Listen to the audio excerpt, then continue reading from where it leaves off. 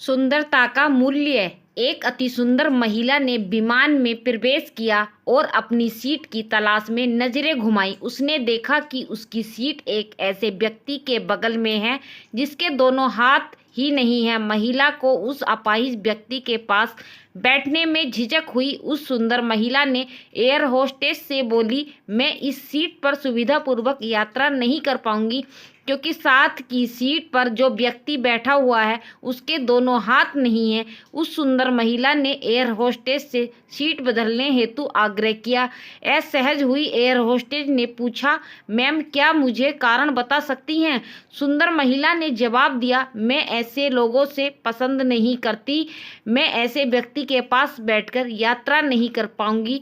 देखने में पढ़ी लिखी और विनम्र प्रतीत होने वाली महिला की यह बात सुनकर एयर होस्टेस अचंभित हो गई।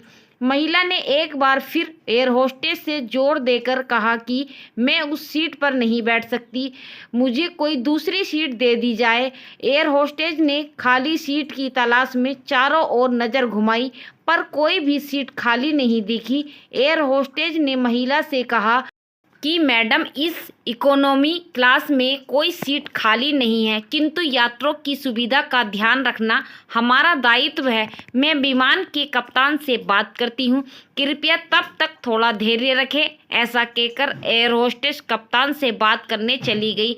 कुछ समय बाद लौटने के बाद उसने महिला को बताया, मैडम आपको जो असुविधा हुई उसके लिए बहुत खेद है। इस पूरे विमान में केवल एक सीट खाली है और वह प्रथम श्रेणी में है। मैंने हमारी टीम से बात की है और हमने एक असाधारण निर्णय लिया। एक यात्री को इकोनॉमी क्लास के प्रथम श्रेणी में भेजने का कार्य हमारी कंपनी के इतिहास में पहली बार हो रहा है।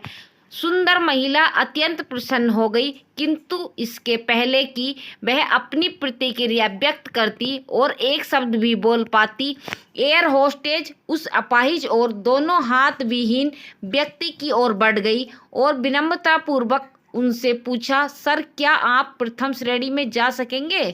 क्योंकि हम नहीं चाहते कि आप एक अशिष्ट यात्री के साथ यात्रा करके परेशान हो। यह बात सुनकर सभी यात्रियों ने ताली बजाकर इस निर्णय का स्वागत किया।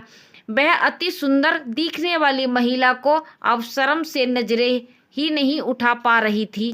तब उस अपाहिज व्यक्ति ने खड़े होकर कहा, मैं एक भूतपूर्व सैनिक हूँ और मैंने एक ऑपरेशन के दौरान सीमा पर हुए बम विस्फोट में अपने दोनों हाथ खोए थे। सबसे पहले जब मैंने इस देवी जी की चर्चा सुनी तब मैं सोच रहा था कि मैंने भी किन लोगों की सुरक्षा के लिए अपनी जान जोखिम में डाली और अपने हाथ खोए। लेकिन जब आप सभी की प्रतिक्रिया देखी तो अब अपने आप पर गर्व महसूस हो रहा है कि मैंने अपने देश और देशवासियों की खातिर अपने दोनों हाथ खोए।